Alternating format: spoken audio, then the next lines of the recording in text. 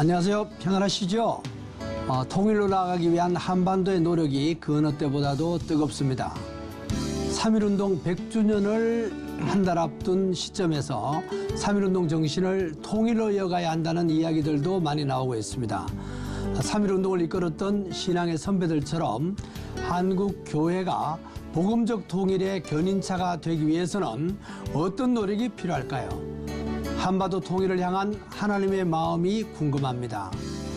시채널 방송이 마련한 특별기획 한국교회 이제는 희망입니다. 그 두 번째 대담 프로그램의 제목은 복음적 평화통일과 대한민국입니다. 전문가 세 분을 모셨습니다. 먼저 평화통일연대 이사장님이신 박종화 목사님 나오셨습니다. 고맙습니다. 안녕하십니까. 세계 북한 연구센터 안찬일 소장님 나오셨습니다. 고맙습니다. 안녕하십니까. 네, 마지막으로 선교통일한국협의회 상임대표이신 조요셉 목사님 나오셨습니다. 고맙습니다. 이제 3.1운동 100주년 기념일이 한 달도 남지 않았습니다.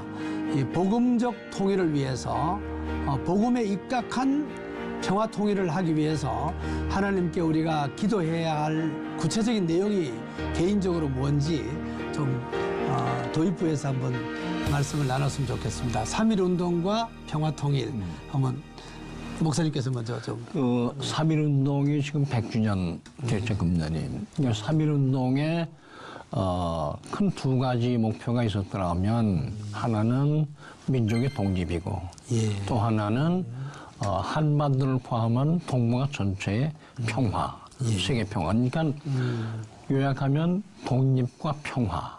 그게 3.1운동의 큰 주제다 생각합니다. 그럼 이제 100년이 지난 지금의 3.1운동이 내세울 수 있는 건 뭘까? 저는 독립 대신에 이제는 통일. 평화는 예나 지금이나 똑같이 한반도 평화, 동북아 평화, 또 통일을 통한 전 세계 평화. 이렇게 통일과 평화다. 이렇게 내세우면 3.1운동 100주년이 의미가 있을 것 같아요. 우리 안찬일 소장님, 지금 평화적 통일, 복음적 통일 뭐 이런 여러 가지 말을 쓰는데 하나님이 원하시는 그 통일은 개념으로 어떻게 정리가 되는 게 제일 바람직할까요? 박 교수님 좋은 말씀 해주셨는데 아니라 복음 통일은 곧 평화 통일 아니겠습니까? 문제는 우리 대한민국은 이제 종교의 자유가 정말 넘치지만 북한에는 이게 종교의 자유가 많이 제한되고 있다는 이런 그 아주 단점이 있고 북한이 또 3.1운동을 보는 시각도 우리하고는 근본적으로 다릅니다. 그래서 3.1운동쯤에 김정은 위원장이 서울을 답방할 게 아니냐 이렇게 보는 견해도 있지만 그것은 조금 빗나가지 않았는가. 오히려 그 훨씬 전이나 후에 오면 올까 3.1운동쯤에 우리 대한민국에서 그 100주년에 뜨거운 열기가 있는 때에 김정은 위원장이 오는 것은 그들의 정치적인 견해와는 많이 차이가 있습니다. 따라서 이제 독립과 평화를 말씀하셨는데 이제 거기에다 이제 독립 자리에다 그냥 통일 글자만 바꾸면 됩니다. 그래서 우리가 여러 단체들이 지금 3.1운동 100주년을 준비하고 있는데 저희도 대한 통일 만세 운동을 지금 준비하고 있습니다. 그렇게 부르다 보면 또 원래 3.1운동 발단 자체가 수많은 그 기독교인들이 참여해 시작됐다 보니까 이것을 우리 대한민국에 넘쳐서 북한에까지 범람하면 이게 하나의 통일의 기폭제가 될 수도 있다고 저는 확신합니다. 조혜수 목사님, 3.1운동과 우리 지금 평화통일, 복음에 입각한 통일, 하나님이 원하시는 통일 한 번 더 추가로 말씀해 주시죠. 이제 3.1운동 이전에 28 동경의 유학생들이 28 독립선언을 했고 600명이 모여서 하지 않았습니까? 또 3.1운동은 우리 민족이 천주교, 기독교, 불교 모든 종교를 망라하고 모든 계층이 모여서 우리 민족 처음으로 최대의 독립운동이었는데 그 이후에 이것이 이어져서 상해 임시정부, 중국의 5.4 운동 이어졌지 않습니까? 이러한 우리 민족의 한번 모든 사람들이 단결해서 이 3.1 운동의 정신을 이어받아서 통일의 동력으로 성화시켜서 정말 3.1 운동 100주년 기념에 다시 한번 평화 통일 이것을 다지는 그런 계기가 됐으면 좋겠다고 생각합니다. 목사님, 우리가 평양 대부흥 이후에 또 이제 3.1 운동까지 이어지는데 평양 대부흥은 대체로 우리가 보면 개인 영혼 구원이나 회개 이런 게 많았는데 3.1 운동은 기독교가 민족교회로서 어떤 의미가 있었는 것 같은데 좀 말씀해 주시죠. 그러니까 지금 3.1 운동에 이제 기독교가 공헌하는 것이 크죠. 뭐 기독교, 불교, 천도교 세 종교가 했지만 양으로 보나 뭐 수로 보나 기독교 참여가 많았는데 당시 기독교 인구가 얼마 되지도 않습니다. 뭐 30만 정도 됐다고 그래요. 근데 이제 엄청난데 사실 3.1 운동이 민족 구원을 위해서 기독교가 혼자가 아니라 다른 종교 합쳐서 민족 애국 정신을 보였다. 근데 그 전에 있었던 1907년의 대부흥운동, 그것은 영혼구원운동이었다. 두 개가 사실 갈라지는 게 아니고요. 영혼구원이라고 하는 마음의 결단, 영적인 결단이 결국 민족구원으로 이어졌다. 그래서 저는 영혼구원과 민족구원이 시기는 달랐으나 준비된 하나의 공범모여서 하나는 의향적, 하나는 내적. 그래서 저는 이제 통일운동, 평화운동을 보면서요, 유형적인 통일 평화가만이 아니라 내적인 평화, 내적인 통일 결단, 같이 있어야 된다. 이게 저는 3.1운동과 그 대부흥운동이 결합할 수 있는 것이 지금도 나타낸다. 이런 생각이 들어요. 저는 그 정동제일교회, 그러니까 유관순 열사가 기도한 곳이고, 또 중앙고등학교 그 숙직실, 거기에서 독립선언서 기초가 됐더라고요. 다 독실한 크리스찬들이 이렇게 많이 해서 그런 현장을 갈 때마다 참 감격하고 감동하는데, 그런 게 이 기독교인들 순례 코스로 좀 들어가고 좀 교회에서 교단별로 좀 이렇게 하면 의미 있다, 이런 생각도 해봅니다. 이제 본격적으로 지금 안철일 소장님 북미 정상회담 또 남북 정상회담 작년에 상당히 큰 한반도 정세의 변곡점이 됐는데요. 지금 이제 올해도 좀 진전이 있을 거라고 지금 예상이 되고 있는데, 이런 그 전체 분위기가 우리가 하나님의 마음, 이런 부분하고 또 기독교인들하고 좀 연결해 볼 때 어떻게 판단하십니까? 글쎄, 북한의 지금 그 지배자들은 어떻게든 비핵화해서 모면해서 이제 자기 체제를 재생산하려는 의지에 너무 집착해 있습니다. 북미 정상회담이 이제 2월 말에 베트남에서 열릴 걸로 예상하고 있지 않습니까? 특히 이제 베트남에서도 다낭. 이게 다낭이라는 게 상당히 그 의미가 있는 것은 이게 그 개혁과 개방, 그러니까 중국의 개혁과 개방의 상징이 상하이라면 베트남의 개혁과 개방의 상징은 다낭입니다.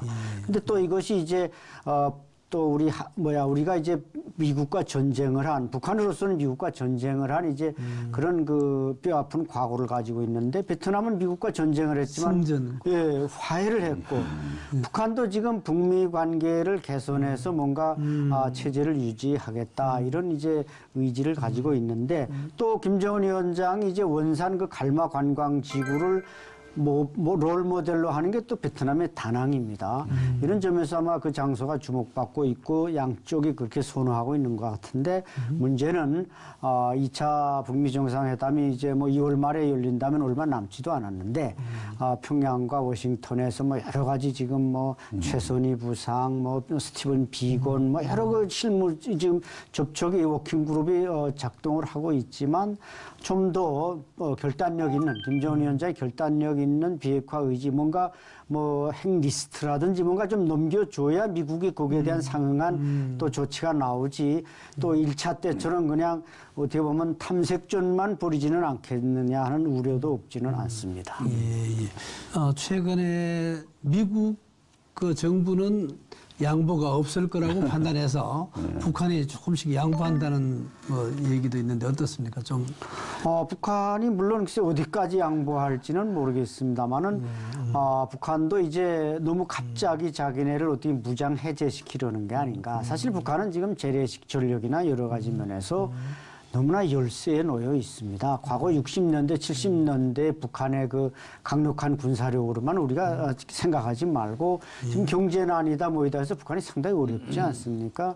따라서 물론 이제 핵무기를 그래서 개발을 했겠습니다만은 그 최후의 정권 유지 수단을 내려놓으라고 하니까 북한으로서는 그럼 우리 보고 체제를 포기하라는 거냐 이렇게 나오고 있단 말이죠. 따라서 여기에 상응한 서로의 이제 그 딜이 이루어져야 되는데 그게 이제 서로 그 간격을 좁히기가 그렇게 쉽지 않습니다. 예, 조혜선 목사님, 그 지금 남북한 사이에 또 미국 많이 중간 역할도 많이 하고 하는데 지금 이 방향대로 통일이 됐을 경우 하나님이 원하시는 통일이 될 건가 이런 게 이제 우려하는 분도 있는데 어떻게 전망하십니까? 그 매우 어려운 질문입니다. 이게 쉽게 뭐 수학 공식 풀어지는 얘기가 아닌데 제가 보기에는 이제 김정은 위원장이 남북 정상회담, 북미 정상회담에 나온 자체가 저는 하나님이 간섭할 수 있다고 봅니다. 60년 동안, 70년 동안 이렇게 적대한 게 있는데 또 북미 관계에도 지금 이제 과연 북한이 핵을 포기할 것이냐. 그렇게 보지는 않습니다.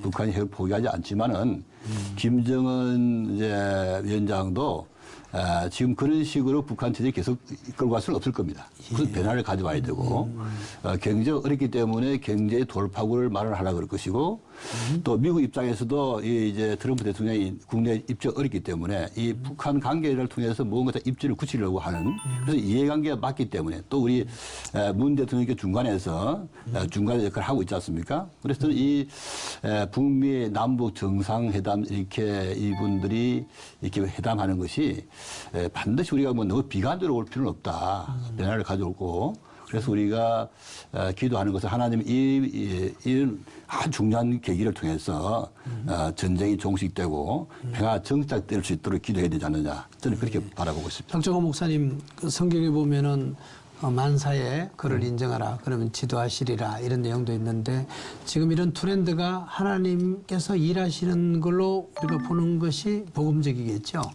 저는 그렇게 믿어요. 그렇게 믿고 바라는데 제가 한 가지 이제 하나님의 역사 주관을 작년에 와서 많이 느꼈습니다. 예를 들면 대한민국이 88년도에 올림픽을 개최했어요. 그때가 무슨 해냐면 80년에 로스앤젤레스 올림픽, 84년 모스크바 올림픽 둘 다 다요. 동서양쪽이 서로 소련 참여를 안 했습니다. 저 반쪽 올림픽이었어요. 근데 88년 때 처음으로 다 모였어요. 그 하나. 그 올림픽에서 우리도 위상이 좋아졌지만 하고 나서 그 다음 해에 독일이 통일됐습니다. 동문아파 다 무너지고. 묘한 역사죠. 이게 평화 올림픽이 만들어낸 독일 통일이었습니다. 딱 30년 만에 2018년에 평창 올림픽. 평창 동계 올림픽. 이게 평올림픽이에요. 전 세계가 다 모였죠. 그 이후로 남북 정상회담이 두 차례, 세 차례. 그다음에 북미 정상회담. 역사 없는 일입니다.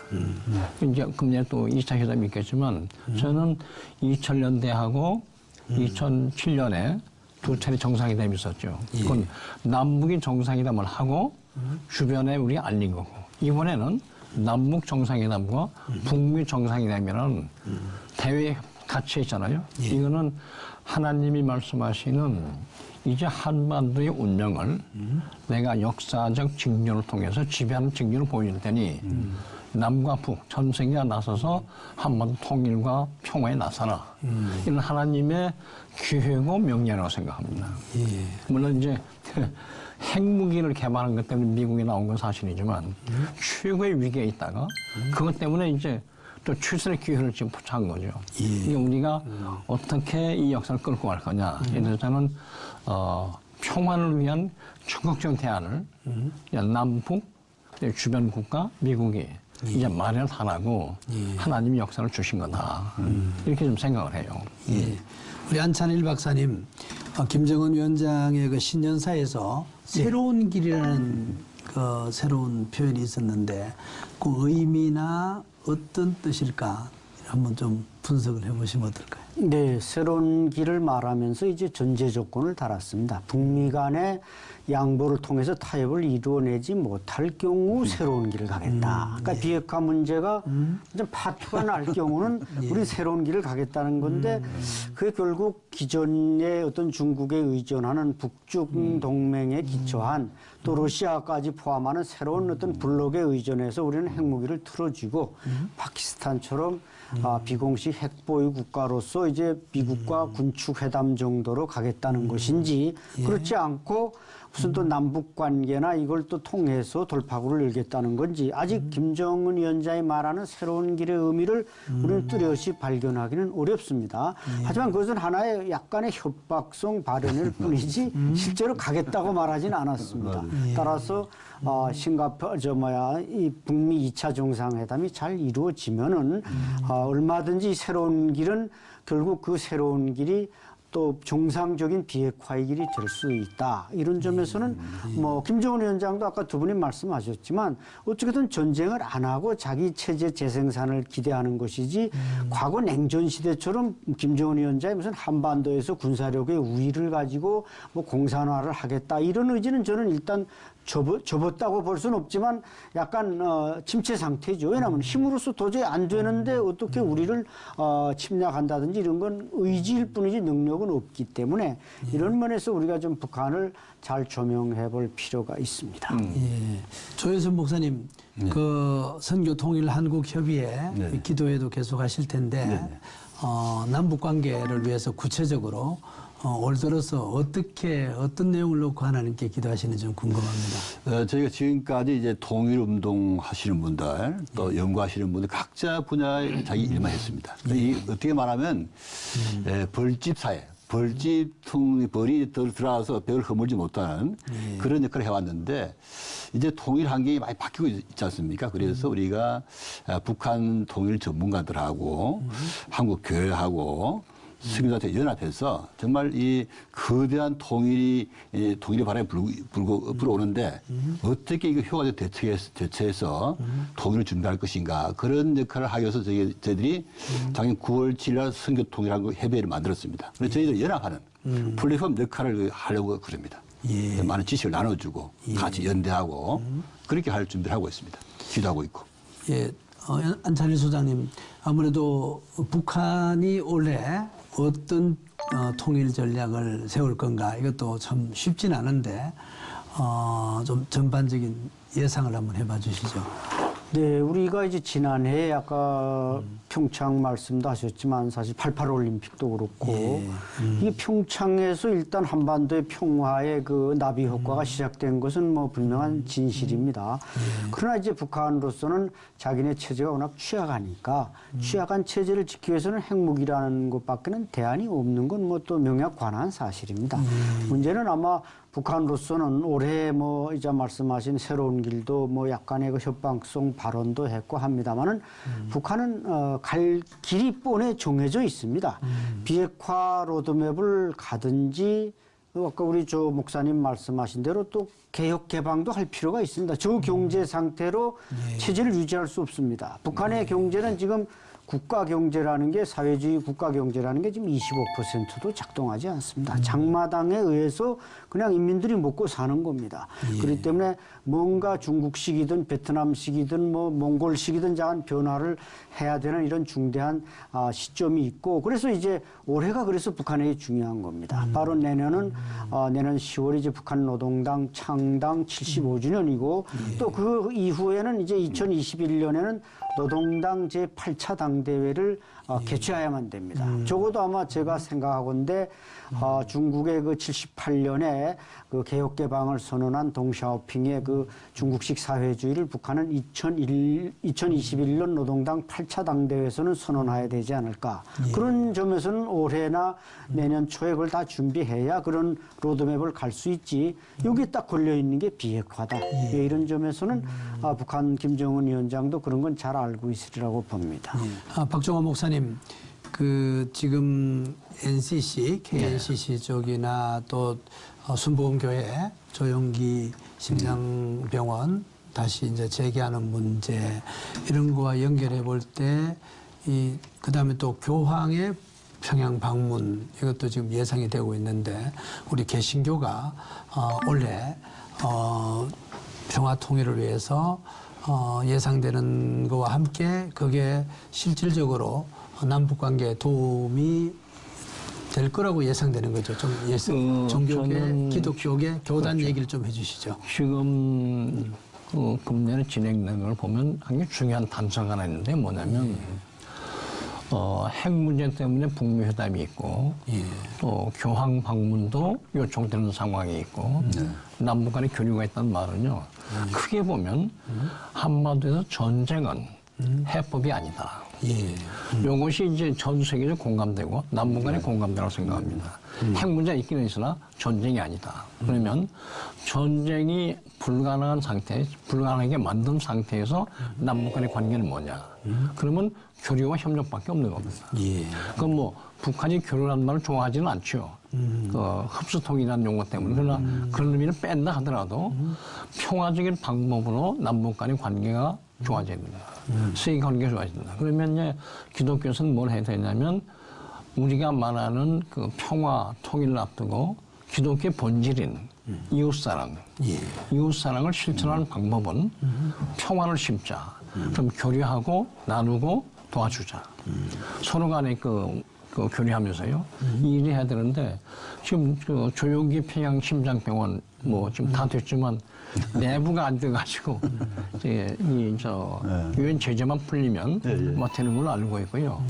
또 하나는 그와 관련돼서 평양에서 요구한 것 중에 하나는 심장병원뿐만 아니라 각 지역에 있는 보건소를 좀 개수해서 소위 자기 말대로 인민들의 건강을 좀 보살피는데 도움을 줬으면 좋겠다 하는 이야기.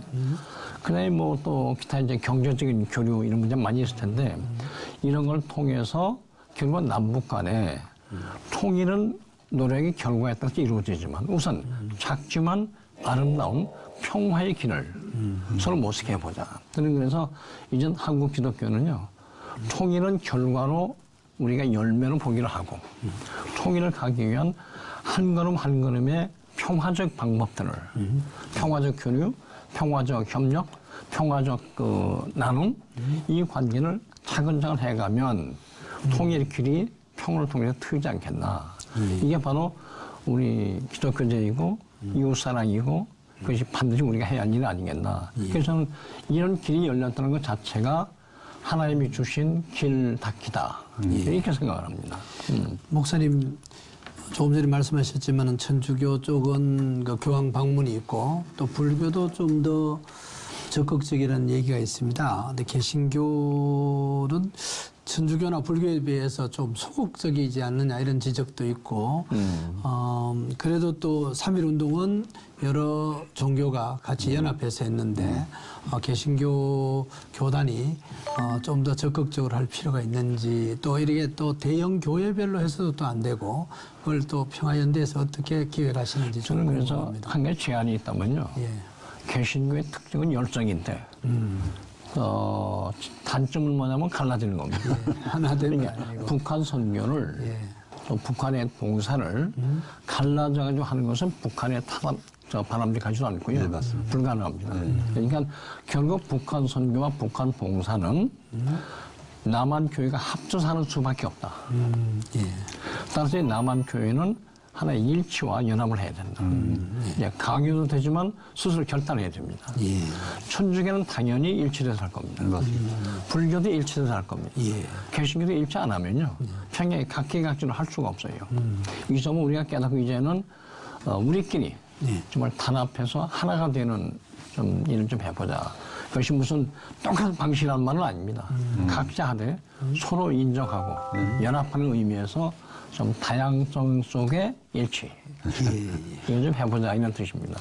그게 평화통일연대나 또 세선교통일한국협의회에서 좀 이렇게 하나로 묶을 가능성이 있나요? 어때? 쉽지 않죠? 우선 담론을 하나를 만들고 예를 병원을 좀 지켜 도와주면 북한의 이제 군이 260개면 북한 군이 봉원소가 봉원소에서 260개를 한국의 각 지역별로 연합으로 나누어서 교파를 나누어서 이렇게 합동을 함으로 인해서 내가 보기에는 모델은 하나 있고 모델을 따라 각 지역별로 연합해서 할 수 있으면 뭐 힘 모으기도 좋고요. 부담도 적으면서 마음도 들어갈 수 있고 또 북도 좋고 뭐 이런 방식도 하나의 취할 수 있는 방법인데 이 방식이 동서동의 방식입니다. 동서동은요 국가 전체를 돕는 건 정무했지만 각 민간 차원에서는 동독교회를 서독교회가 동독의 동네를 서독의 동네가 책임지고 도와줬고 교류해가지고요 말하자면 다양한 방식 속에 큰 공감돼 가지고 이것이요 서로 간의 인간적인 차원에서 좋고요 소리가 안 나면서 도움이 되고 이제 남북한도 그걸 연구해야 됩니다. 예, 지금 그래도 최고의 관심사항은 김정은 위원장의 서울 방문.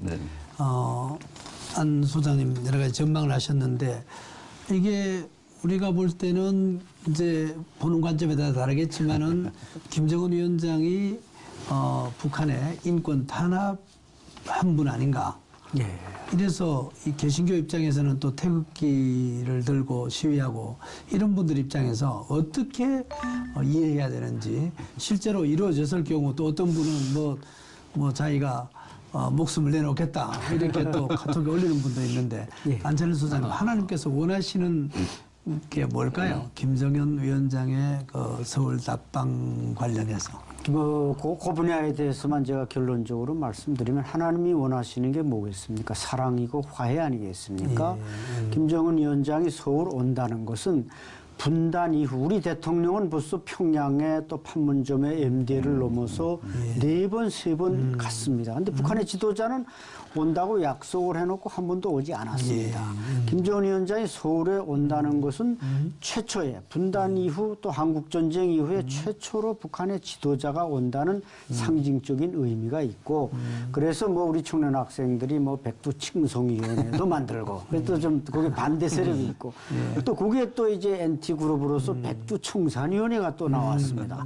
근데 사실 이것은 물론 자기 정치적 의사를 표현하는 우리 다양한 대한민국 사회의 한 모습이지만 서로 갈등은 해봤자 자꾸 이게 증폭돼가지고 갈등은 또 갈등을 낳는 겁니다. 따라서 저는 뭐 김정은 위원장이 그래도 와서 올 때는 뭐 그냥 왔다만 가는 식의 방문은 별 의미가 없지 않겠습니까? 그래서 아마 이때까지 오고 싶어도 못 왔고 이제 북미 정상 2차 회담에서 좀 성과가 있으면 그때 올 것이고 또 와서도 그냥 왔다가 뭐 무슨 와인잔이나 부딪히고 가지 말고 우리 국립묘지를 방문해서 우리 국립묘지에 묻혀 있는 분들이 어떤 분들입니까? 다 애국자고 전쟁에서 북한의 테러에 의해서 희생된 분들 아니겠습니까? 그렇게 참배를 해서 정중하게 사과를 하면 김정은 위원장 당사자가 한 건 아니지 않습니까? 한국전쟁이든 테러. 자기 선대가 한 거지만 누군가 사과를 해야 그 갈등의 실타래가 풀리기 시작하는 겁니다. 그럼 또 문재인 대통령이 뭐 올해 또 뭐 가을이나 한번 평양을 가면은 또 애국열사령에 가서 또 한번 참배해서 이렇게 마음적으로 우선 두 지도자가 갈등의 타래를 풀면 거기서 우리 참 하나님의 사랑까지도 느껴서 행동에 옮겨지면 그게 화해이기 때문에 그런 의미에서 저는 오기를 바라는 것이지 뭐 그냥 와서 한 바퀴 돌아가는 유람식의 방문은 별 의미가 없을 것입니다. 예, 조혜선 목사님, 그 최근에 국제 오픈 도어 선교회에서 세계 기독교 박해지수 발표한 내용이 있었습니다. 18년째 북한이 계속 1위였습니다. 이 북한의 기독교 현황이라든지 쉽지는 않겠습니다만은 북한 인권 문제 우리가 어떻게 기도해야 되고 또 하고 있는지 좀. 예, 제가 이제 북한 선교하는 분들 만나보면은 크게 두 갈래입니다. 하나는 이제 아까 박정환 목사님 말씀하는 것처럼 인도적 차원에 도와줘야 된다는 그런 부류가 있고 또 한쪽에서는 왜 도와주냐 이렇게 인권을 탄압하고 이런데 도와주면 안 된다 이런 부류가 있는데 저는 둘 다 해야 된다는 입장입니다. 북한이 아까 우리 이제 안찬일 소장님께서 말씀하셨지만은 김정은 위원장이 가지고 있는 양면이 있습니다. 하나는 우리 이렇게 따뜻하게 보이고 악수하는 면이 있지만은 한쪽에는 기독교를 탄압하고 어떤 뭐 사람 많은 사람 숙청하고 이런 거 있습니다. 그래서 우리가 양면을 봐야 되고 우리가 기독교 인권에 대해서 우리가 얘기하면 할수록 북한의 인권이 개선됩니다. 예를 들면 재밌는 얘기가 지난번에 이제 가을에 우리가 대통령께서 이제 귤을 보냈습니다. 북한에 귤을 보냈을 때 야당에서 하는 말이 저 귤은 북한 인민이 먹는 게 아니고 단가버 먹을 것이다. 이렇게 했습니다. 그래서 나중에 보도를 보니까 이거 평양 시민을 다 나눠줬어요. 그래서 태영공사 얘기가 재밌는 게 평양 주민들이 귤을 먹은 것은 한국 야당 덕분이다. 이 말은 뭐냐면 우리가 인권 얘기를 하면 할수록 북한 인권이 개선됩니다. 우리 지난번에 제가 이제 유엔 인권대사 오준 이제 대사님을 강의를 들어봤는데 그분도 그래요. 우리가 국제적 수준의 인권을 얘기하면 할수록 모르지만 북한의 인권이 개선된다는 것입니다. 그래서 우리가 북한 선교하시는 분들이 정말 북한에 고난받고 있는 우리 크리스찬들 기도해야 됩니다. 저희가 선통협에 이제 지난주에 북한에 억류되어 있는 김국기 이제 선교사님 사모님을 제가 좀 위로해 드리려고 서로 모시고자 했는데 이분이 몸이 아파서 오시지 못했습니다. 제가 지난주 월요일 날 이제 화요일 날 순천 갔다 왔습니다. 안타까운 건 뭐냐 하면은 이분이 억류되어 있는데 자녀도 없습니다. 한국 교회 아무도 안 도와주는 거예요. 한 달에 정부도 23만 원까지 생활하고 있다 그러더라고요. 저희가 성경금을 전달해드리고 저는 마음이 아팠어요. 우리가 북한에 억류되어 있는 우리 선교사님들 기도하고 도와야 됩니다. 왜냐하면 우리가 같은 조선 사람인데 그 미국 국적 가지신 분은 석방되고 카나다 국적 가진 이면서부터 나오시고 대한민국 국적 가진 이분들은 못 나오고 있습니다. 그래서 우리가 대통령께서 이런 문제를 좀 해결해 주면 좋겠다. 그래서 우리가 북한의 인권 문제, 이건 관심을 가지고 기도해야 되고 계속 얘기해야 됩니다. 예. 지금 몇 분 남아있죠? 지금 이제 6분인데, 거기에 이제 김정욱, 김국기, 최충길 이제 우리 국적이고, 탈북민 출신의 3분이 억류됐습니다. 전부 우리나라 6명이 억류됐습니다. 그래서 이런 문제를 계속해서 우리가 기도하고 가족들을 돌봐야 되는 것이 마땅히 해야 될 일이라 봅니다. 예. 박종호 목사님, 지금 북한의 기독교 현황 공식적으로 얘기하기 쉽지는 않지만 어떻게 좀 보십니까? 평화통일연대.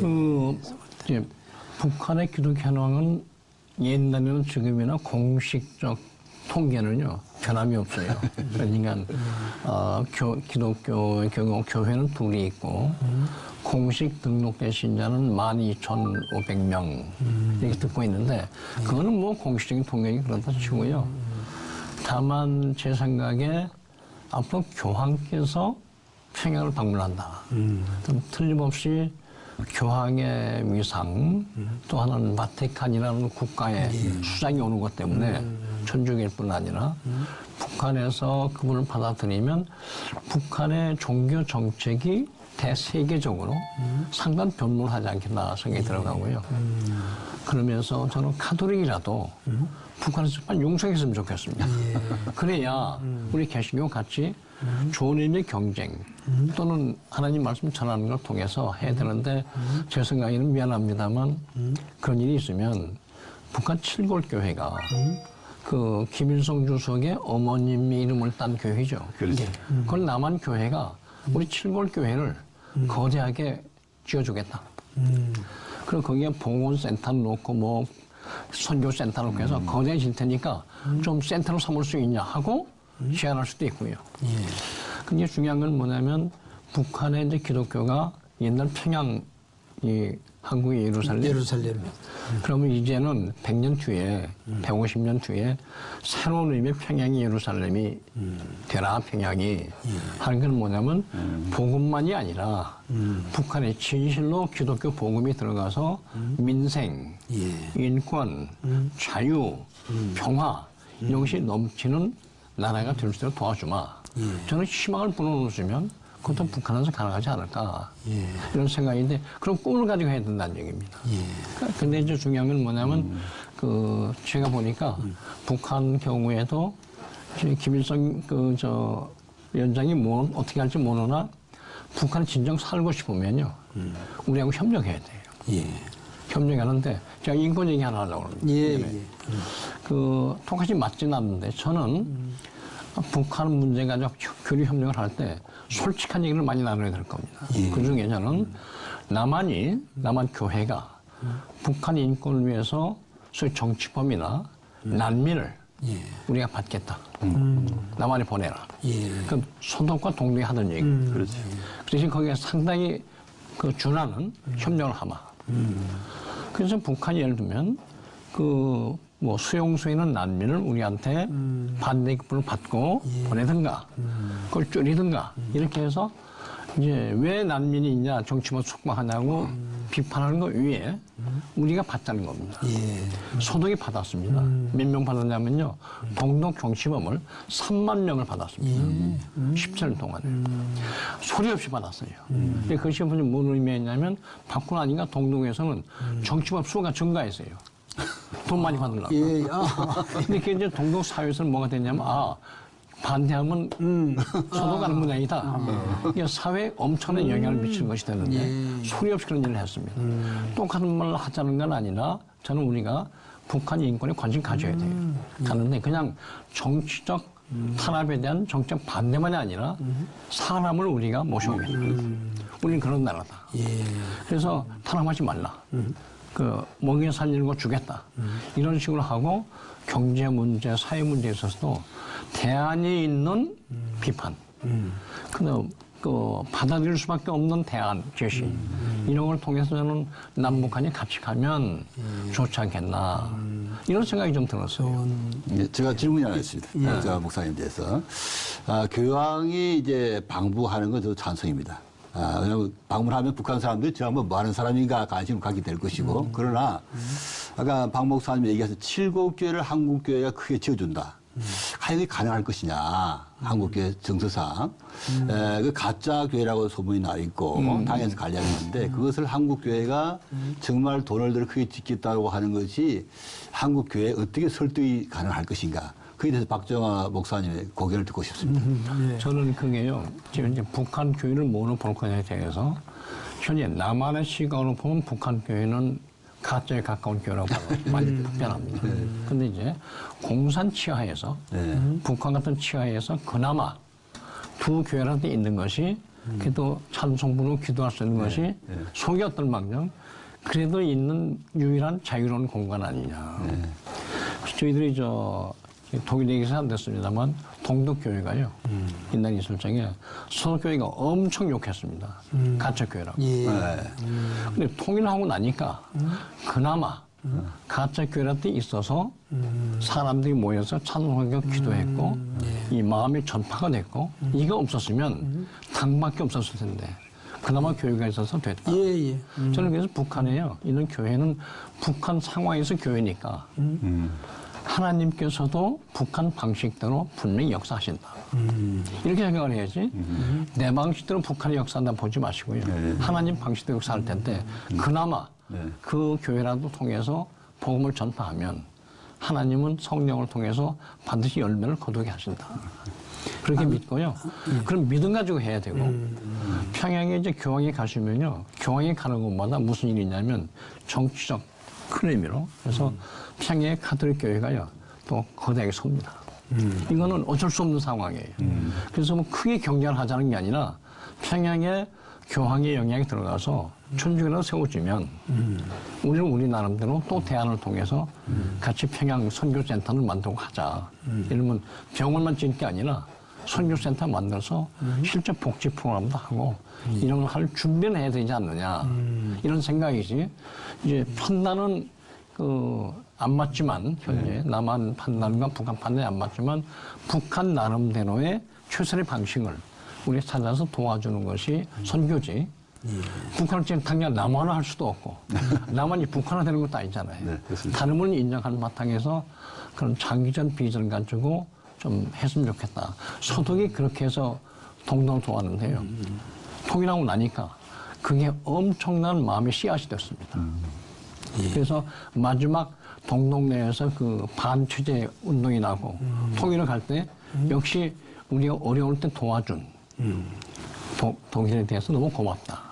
이것이 이제 씨앗을 뿌렸다는 얘기가 됩니다. 이제 그런 뜻도 한번 생각해 줬으면 생각입니다. 지금 북한에 있는 두 교회 초기에는 가짜 성도들이었는데 또 하나님께서 일하셔가지고 이분들이 정말 성령 충만해서 많이 실제로 찬양을 하다가 보니까 말씀을 듣다가 보니까 진짜 성도가 돼가지고 더 이상은 교회를 늘리지 않으려고 북한 정부했다 이런 얘기도 있는데 좀 북한에서 온 분들 얘기 좀 들어보면 어떨까요? 어느 게 좀 더 진실에 실체적 진실에 가까울까요? 글쎄요, 저도 봉수교회, 칠걸교회 갔다 왔던 분도 많이 들었고 또 거기 직접 가본 평양에서 온 탈북자 얘기도 들어봤는데 자간 이게 아닌 게 아니라 처음에는 그냥 여식행위로 이제 자 모이라 해서 모이고 하지만 가서 찬송가라는 게 그 얼마나 거룩합니까? 듣다 보면 북한도 사실 그 어떻게 보면 통치 메커니즘에서 기독교 사상, 기독교 문화를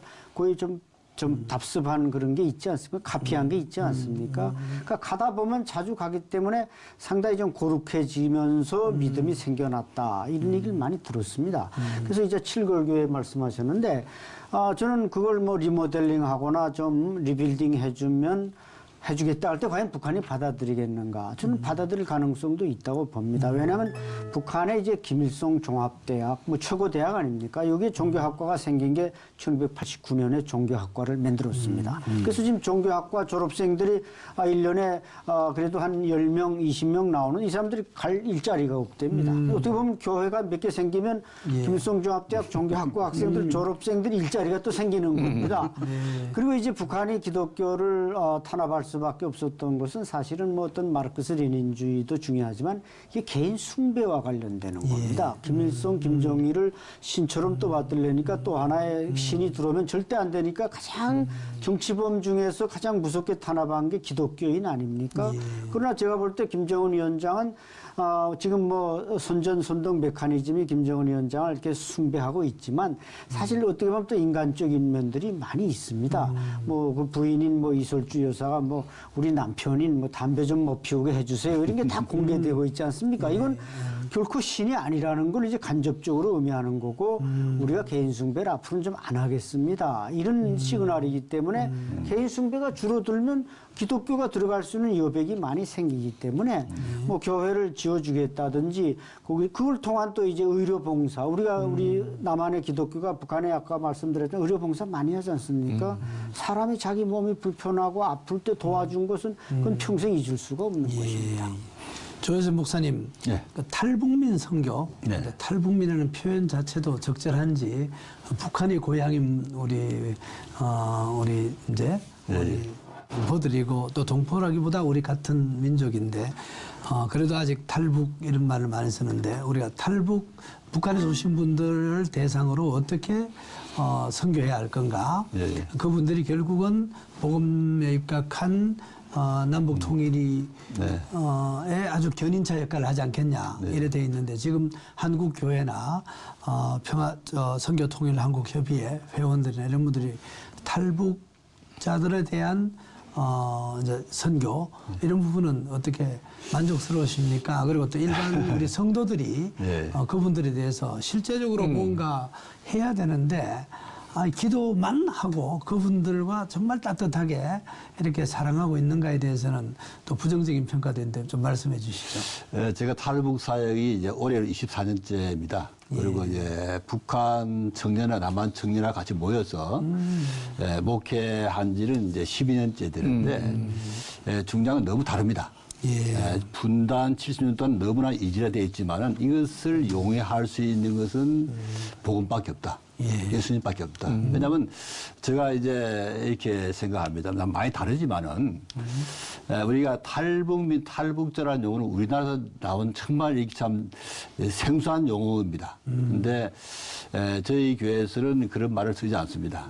고향이 평양이고 목포고 부산이지 탈북 이게 없습니다. 사람의 이 통일이라고 하는 것이 영토의 통일, 제도의 통일, 사람의 통일로 간다 그러면 저희 교회는 사람의 통일이 이루어지는 교회입니다. 여기는 남북한이 없어요. 왜냐하면 저희 아버님이 이제 6.25 참전 용사고 우리 교회에 있는 이제 청년들의 할아버지는 북한 공산당이었어요.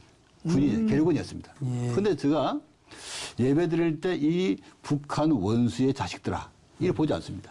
그 아이들 저를 볼 때마다 우리 목사님 아버지는 국군이면 우리 원수의 아들인데 이게 없습니다. 정말 예수 안에서 형제요 자매입니다. 한국교회가 좀 반성해야 할 것이 뭐냐 하면은 주님이 우리가 예수를 믿으면 주인이 바뀌는 것인데 내가 주인에서 예수로 바뀌는 것인데 주인 대신 예수님이 분단되어 살아가기를 원하겠습니까? 총불을 맞대기 원치 않습니다. 그래서 하나님 우리가 가지 못하니까 3만의 탈북민을 보내줬는데 이 사람들을 품지 못하고 통일한다는 건 자가당착입니다. 그래서 우리가 정말 우리가 맞지 않지만 주님이 원수를 사랑하라. 내 이웃을 내 몸처럼 사랑하는 그 말씀을 계명을 지키면서 그들을 품고 갈 때 정말 복음 통일이 다가오는 것이지 말로만 우리가 통일을 그래서 되지 않고 실제 와 있는 사람들과 통일을 살아가는 그런 운동을 지금부터 해야만이 통일됐을 때 북한 2,500만 동포를 품을 수 있을 것입니다. 그래서 탈북민들은 통일의 마중물이다. 북한 성의 마중물이라는 말이 그래서 나오는 얘기입니다. 안철수 수장님은 고향이 북한인데 뭐 작년이나 올해 북한에서 오신 분들을 위해서 구체적으로 실제로 일상생활 속에서 그분들하고 어떻게 지내시고 또 실제로 어떤 도움을 주시는지 뭐 보면은 북한에서 그 의대를 나왔다 하더라도 우리나라에서 다시 의사 자격증 하는 것도 뭐 불편한 것도 있고 첫째는 정책 면에서 어떻게 도와주시는지 또 실제로 또 이웃 사랑을 어떻게 실천하는지 좀 구체적인 얘기 좀 해주시면 좋겠습니다. 예, 뭐 32,000 지금 32,000 약 200명의 탈북민이 정확히 와 있는데 이건 뭐 정말 하나님의 역사가 아니면은 그런 사람들이 어떻게 우리 대한민국 땅까지 사선을 넘어서 올 수 있겠습니까? 그래서 이 사람들이 이제 정부로서는 또 정책적으로 보면은 뭐 약 270억의 예산을 이렇게 지원해 주기 때문에 우리한테 뭐 쫓겨 준다, 주지 않는다 이렇게 타박할 상황은 절대 아니고 문제는 이제 우리들이 잘 정착을 하되 그래도 이 나라에서 대한민국에서 그래도 교회, 이 기독교가 탈북민을 가장 착실하게 이렇게 품어주고 사랑을 베풀어 줍니다. 그러나 이제 그 중에 보면 또 그 미혼모도 또 많이 있습니다. 혼자 자식이 있는데 혼자니까 정부에서 임대주택은 하나 주지만 나머지 뭐 생활해갈 아무런 비빌 언덕이 없는 겁니다. 그래서 저희도 최근에도 이제 그런 미혼모 위주로 해서 생활비를 도와주고 자녀 학원비를 보태주고 그런 일들을 제가 최근에 실제 행동으로 옮겼고 한 지난해 말부터 올해까지 약 한 70여 명에게 장학금, 그다음에 생활 정착금, 뭐 또 쌀, 그다음에 또 이제 김장도 꼭 해줬습니다. 김장도 해주고 이런 작은 사랑을 베풀었는데 이런 것들이 좀 더 앞으로도 기독교 여기서 좀 더 많이 해서 정말 그 사람들이 다 북한에 돌아가면 뭐 원산에서 왔고 개성에서 왔고 평양, 신의주, 청진, 함흥 각지에서 왔는데 이 사람들을 잘 복음화 시켜놓으면 자기 고향에 돌아가면 그 사람들이 한마디 하면 북한 사람들은 듣게 돼 있단 말이죠. 저 사람이 누 집 아들, 둘째 아들인데 뭐 대한민국 가서 뭐 전도사가 돼서 왔다 그러면 다른 사람이 와서 교회를 하나님을 믿으라면 그냥 귀뚱으로 들어도 저 사람이 그 집 아들인데 뭐 선교사가 돼 왔다 그러면 이게 믿음이 좀 더 신뢰가 가지 않겠습니까? 그런 복음화의 길을 한번 좀 모색해 봤습니다. 그 말씀을 제가 하고 싶은데 앞으로 우리 한국 교회가요 탈북 우리 동포들에 대해서 두 가지를 했으면 좋겠어요. 하나는 경에 탈북하셨으므로 남한산에 와서 이 사회에 잘 적응할 수 있도록 교육도 시키고 직장도 알선해주고 해서 정말 우리 온전한 시민이 될 수 있도록 도와주는 일 하나. 두 번째는 통일에 가까워져서 남북 간의 교류가 아주 통일되는 만큼 가까워졌다. 사회가 이제 통합, 교류하게 됐다 할 때 사실은 그 다리 역할을요 우리가 직접 하지 못합니다. 맞습니다. 탈북민들이 그 중간 다리 역할을 해줘야 된다는 거예요. 그래서 저는 탈북민들에게 남한 정착을 돕자. 1. 이 통일 대비 다리 역할을 할 수 있도록 장래를 위한 교육을 시키고 훈련시키고 대비를 시키자. 이 두 가지가 같이 있었으면 좋겠어요. 이게 왜냐면 통일되고 나서 독일 통일이 저희들한테 주는 교훈이 있습니다. 통일돼서 서독식으로 동독을 막 흡수해 보내는데 안 맞아요. 사회 혼란이 엄청났어요. 지금도. 그래서 이제 서독하는 말이 차라리 중간 단계를 거쳐서 점진적으로 통합했다면 좋았을 텐데 그걸 해줄 사람이 없었어요. 저는 그래서 탈북민이 앞으로 저는 미안합니다만 각 전문 분야에서 많이 탈북하셨으면 좋겠다. 맞습니다. 이분도 훈련시켜서 어차피 사회 통합의 여건을 삼자. 이걸 우리가 지원했으면 좋겠다.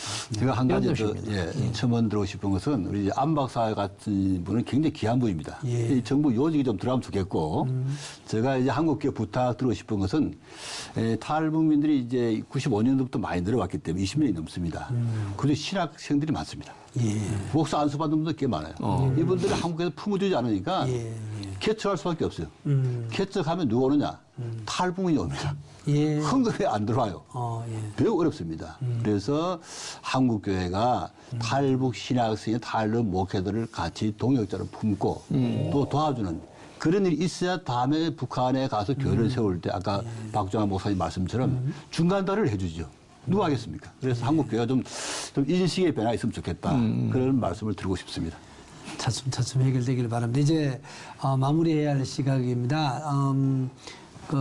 돌아가면서 한 1분 안팎씩 하나님의 우리가 임재 속에서 우리가 프로그램을 진행하고 있는데 하나님께서 꼭 이 메시지만큼은 방송을 통해서 내고 싶은 그런 마음 주신 내용을 우리 박정원 목사님 먼저 좀 얘기해 주시죠. 한 가지만 부탁이 있는데요.